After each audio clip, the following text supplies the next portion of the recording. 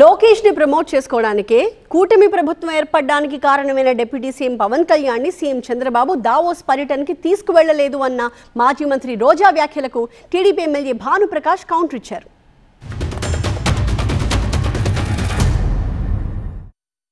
ముఖ్యంగా పవన్ కళ్యాణ్ లాంటి deputy CM తన వల్లే ఈరోజు చంద్రబాబు నాయుడు ముఖ్యమంత్రిగా ఉన్నాడు, ఆయన ఇంకా ఉండాలి అనుకుంటున్నాడు పవన్ కళ్యాణ్. కానీ పవన్ కళ్యాణ్ని కూడా దావోస్కి తీసుకువెళ్ళలేదు అంటే తన కొడుకుని ప్రమోట్ చేసుకోవడానికి పవన్ కళ్యాణ్ అడ్డొస్తాడని ఇక్కడే వదిలేసి, దానికి అవసరమైన మంత్రులను కూడా ఇక్కడే వదిలేసి తండ్రి కొడుకులు ఇద్దరు అక్కడికి పోవటం మనం గమనించాం.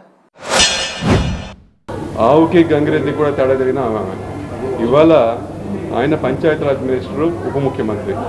ఏ రోజు కూడా ఆయన దావోస్ వస్తానంటే బాబు గారు పెద్ద కార్పెట్ తీసుకెళ్తారు, అంతేగాని ఇన్వెస్ట్మెంట్ కోసం పోతున్నాం అక్కడికి. ఆడేమి పేరెంట్ అనుకో లేకపోతే ఇంకో అనుకో, వాడే ఓట్లు వేసేవాళ్ళు లేరు, ఏం లేరు. అక్కడ ఎందుకు పోతున్నాం దావోస్కి?